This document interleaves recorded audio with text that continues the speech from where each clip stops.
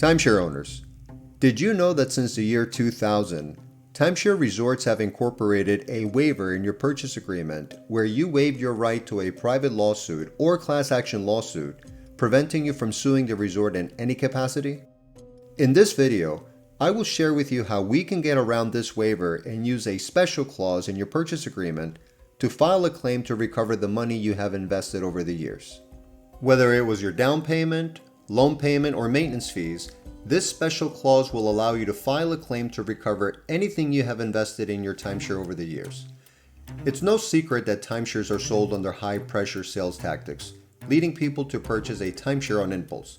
Many of those people also believe that the timeshare was sold under false promises. For years, major timeshare developers have received tens of thousands of complaints from timeshare owners that the salesperson misled them about their purchase. These complaints led to the filing of class action lawsuits, resulting in timeshare owners being awarded hundreds of thousands to millions of dollars in settlements. Complaints originate from timeshares being presented as property when timeshares are technically considered vacation memberships with no tangible property ownership. Other complaints filed against timeshare developers are misrepresentation of the ability to sell your timeshare back to the timeshare company, which is false. That your timeshare would increase in value over time, which in fact, they lose 98% of their value over time. Many people can purchase a timeshare on the internet for as little as $1. Other complaints are that the maintenance fees would not increase when in fact, many people have seen their maintenance fees double in less than 10 years. Another complaint is the lack of availability, as it's not possible to make reservations for the next 10 to 13 months, despite being told that reservations can be made at any time with advance notice of 30 to 60 days. There are many other complaints to mention, but we don't have enough time to go over them in this video.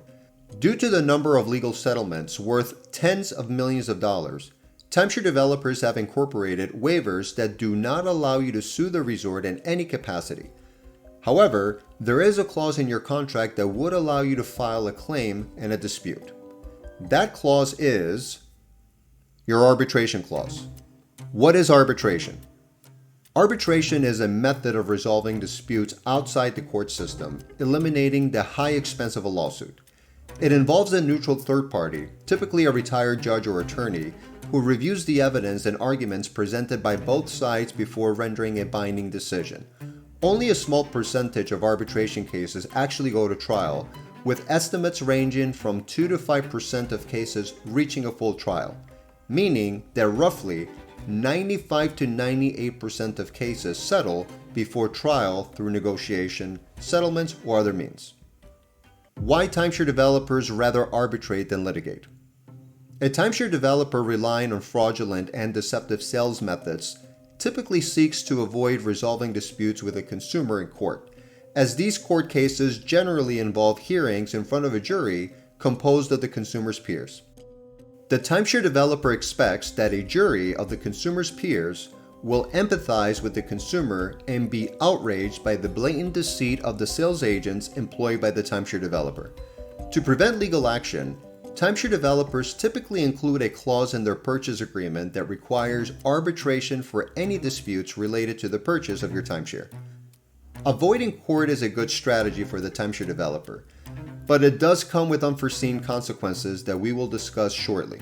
For now, here's an example of an arbitration clause pulled from a real timeshare contract.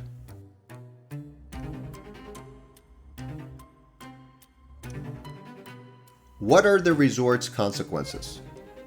Timeshare resorts know that 98% of timeshare owners will not read their contract on the day of the purchase, let alone for the first 7 to 10 years of their purchase. Therefore, unless you're watching this video or understand legal jargon, you're unaware you have waived your right to sue the resort or that you have the right to arbitrate your purchase to seek a refund. Many timeshare owners remain in their contracts for 20 to 30 years, often being forced to own a timeshare or pay for it, while the resorts continue to operate without consequence. Once an arbitration claim is filed, it usually costs the resort a minimum of $10,000 to conduct the arbitration, and the costs can be significantly higher. We have personally handled arbitrations for timeshare fraud disputes that cost over $50,000 to defend. That's the cost to the resort. Keep in mind that the timeshare owner has to pay only $200 to $250 of this cost to file the claim, while the timeshare developer is responsible for the balance. So in this case, if you pay $200, the timeshare developer has a balance of $49,800 to defend the case. That means that the timeshare developer is starting at $10,000 to $50,000 in the hole just for the privilege of showing up and defending against an allegation of timeshare fraud. How does this help you? When a timeshare owner with a legitimate fraud claim requests arbitration against a timeshare developer, that would fall under this arbitration category, and the timeshare owner would begin with a significant advantage, as the timeshare developer is then required to do the following. They have to pay their own attorney $500 to $800 or more an hour for countless hours to defend the arbitration. They also have to pay 95 to 98% of the expenses associated with carrying out the arbitration, likely amounting to tens of thousands of dollars. And they also must defend a case against a timeshare owner who is likely justified and has a strong chance of succeeding in arbitration, potentially receiving a monetary award that could range from tens to hundreds of thousands of dollars depending on the specifics. Why would the resort be willing to settle? The timeshare developer is experiencing a significant financial loss during arbitration, motivating them to settle the case quickly. As a result, this situation provides consumers with the advantage to achieve a positive outcome. Not to mention the harmful exposure that they will receive from local and national media outlets, social media outlets, and the potential of thousands, if not hundreds of thousands of timeshare owners that will become aware of their ability to seek compensation for deceitful business practices. Suppose you'd like to get out of your timeshare and are willing to take a loss on what you've invested over the years. In that case, this arbitration clause can help you as well. If you call the resort to ask them to take back the timeshare, the resort will not let you out of your contract just because you're no longer using it or have financial hardship, even if you're willing to take a loss on what you've paid them over the years. It doesn't matter to them. Studies indicate that the average timeshare owner spends over $50,000 over the next 20 years just in maintenance fees, which means the resorts profit more by retaining you as a member. Do you believe you're a victim and need help?